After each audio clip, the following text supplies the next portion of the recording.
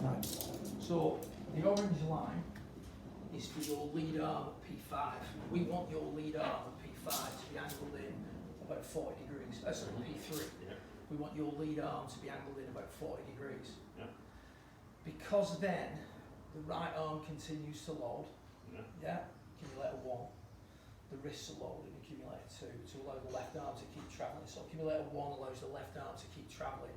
We go from hand plane to elbow plane. We then come straight back down elbow plane with the hands, the hand path. Yeah. Okay, so that means that at P5, the lead arm should be angled in about 20 degrees.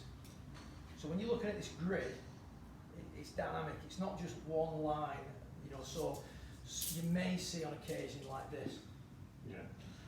A bit too severe, because I mean, if your lead arm is in 40 degrees at P3, personally I wouldn't really want it in 40 degrees at P5, and if it's in 40 degrees at P5, to stay on the arc you've got to have it in 40 degrees at P9. That's a hell of a corner you've got to turn there, isn't it?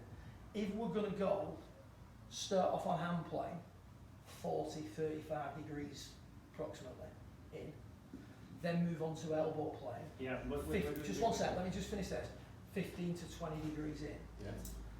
Then as you come through the golf ball, from P5, 6, 7, 8, 9, the trail arm should now match up with where the lead arm was at P5.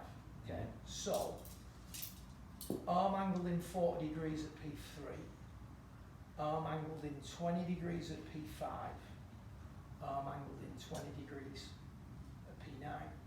Now, if you wanted to hit across this ball a little bit more, okay, you would expect to see a slightly higher rate of rotation in transition, because you're trying to come across it and hit a fade.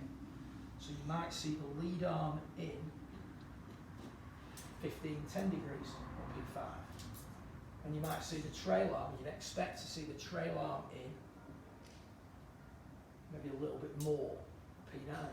Because you're taking this arc A little bit to the left.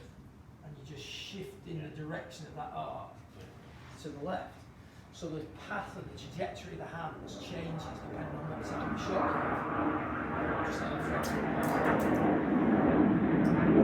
If you didn't rotate properly and you started to tuck underneath too fast and drive the knee towards the ball, the path of the hands get projected out to the right too much, cut to the corner. Yeah? If you got too steep in transition, the lead arm would be out too much, the shaft would be sitting higher up on the body, maybe around near the shoulder.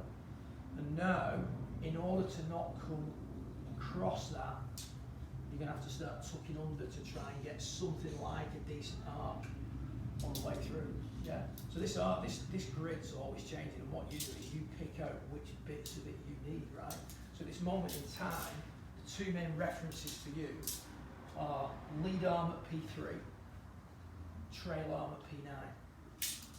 40 degrees in, we know it then moves out to 20 degrees in. We then, through releasing the head, through pushing up out the ground, through stopping quick, want that trail arm angled in maybe 20 degrees at P9. So if you wanted to have all three references on there, you could. But the lead arm at P5 is not really that relevant to you, because I don't want you thinking about that. This is a product of your knees changing flex primarily.